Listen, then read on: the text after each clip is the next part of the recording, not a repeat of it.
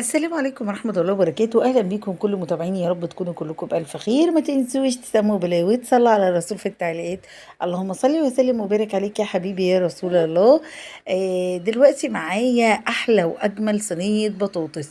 طول عمرنا بنعمل صينية البطاطس بالفراخ أو باللحمة، بنعمل الفراخ عادية ما بتديناش الشوي. إزاي أطلع صينية البطاطس الفراخ مشوية وفي نفس الوقت تحتيها بطاطس، واجمع ما بين الاتنين وتطلع احلى صينية فراخ بالبطاطس تحفة. طعم الفراخ الشوي زي ما انتوا شايفينه، واللون رائع رائع يا جماعة. بصوا المنظر عامل ازاي، والفراخ دايبة دايبة من بره، مشوية من جوه، اللحمة ابيض وجميل زي ما انتوا شايفين، حاجة كده وهمية. البطاطس كمان دايبة وعايمة في صوص الصلصة، حاجة كده تحفة تحفة جدا. المنظر بصراحة كيفي. يلا بينا نخش ونوريكم عملنا ازاي احلى صينية بطاطس بالفراخ المشوية. مجهزة زي ما انتوا شايفين كده طماطم. هحط كده كمية من الطماطم، ده معايا حوالي كيلو الا ربع من الطماطم. هحط كده نصها في الكبة، ومعاه البصل. مجهزة بصل بودر، توم بودر، باربيكيا، وشوية ملح وشطة، وكمان ورق لوري وحبهان. وعصرت ليمونة في الكبة على المكونات دي، وهعصر باقي الليمون على الفراخ. معلقتين من معجون الصلصة، معلقة كبيرة من الخل، معلقة كبيرة من الصويا صوص. ونضرب كل المكونات الجميلة دي في الكبة.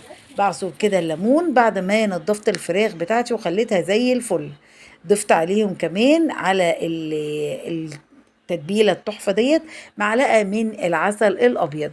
نيجي بقى ناخد التتبيلة ديت ونحطها على البطاطس اللي احنا رصيناها في الصينية بتاعتنا، وباقي التتبيلة طبعا هنحطها في الفراخ. انا عايزة طعم البطاطس يبقى من طعم الفراخ، ياخد نفس التتبيلة بتاعت الفراخ. البطاطس بتاعتي تبقى طرية وجميلة، والفراخ مشوية وجوسي وجميلة جدا من غير ما احط اي فحم. زي ما انتم شايفين نزلت اهو نص الكمية، والنص التاني هحطه على الفراخ. جبت بقى الفراخ بتاعتي، وتقدري تعملي بصدور، تقدري تعملي بوريك، تقدري تعملي فرخة كاملة زي ما انت حابة. كل واحد ياكل الاكل اللي بيعجبه، وبيعمل طبعا الكمية اللي تناسب عدد افراد اسرته.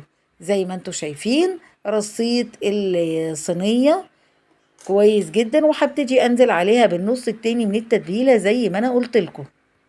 بتبل كده زي ما انتوا شايفين قطعة قطعة. واهم حاجة انك تمسكي السكينة تشققي كويس قوي الفراخ بتاعتك، علشان تتأكدي ان الصوص الجميل اللي احنا عاملينه ده دخل جوه التتبيلة حلو قوي، وكمان من بره تكون واخدة نفس التتبيلة، علشان التتبيلة اللي بره دي هي اللي هتساعدني على اللون اللي انتوا شايفينه في الفيديو. بعدين هعمل ايه، هنزل الطماطم والبصل زي ما انتوا شايفين زي ما هما بحالهم، مش هقطع الطماطم ومش هقطع البصل. جايبه كده كام طماطميه صغيرين حطيتهم زي ما هما. عملت ايه دلوقتي، جبت كده 7 8 طماطمات وضربتهم في الخلاط ونزلتهم زي ما هما من غير ما اصفيها، مش محتاجة ان هي تتصفى. ونزلت اهو على الفراخ بالورق الزبدة، وبعد كده الورق الفويل. ما تحطيش الورق الفويل على طول علشان خاطر الورق الفويل مضر. وبعد كده هفتح الفرن على درجة حرارة 200. أول رف هتاخد معايا ساعة، وبعد كده هتاخد كده 5 دقايق على الشواية، وده بيبقى المنظر الجميل النهائي بتاعها. بجد حاجة تحفة. أجمل صينية بطاطس بالفراخ المشوية ممكن تدوقيها. بجد هتعجبكم، هتعجب الولاد جدا. بتمنى ان انتوا تجربوا الوصفة، وما تنسوش لايك وشير وسبسكرايب. اشوفكم ان شاء الله على خير في فيديو جديد. مع السلامة.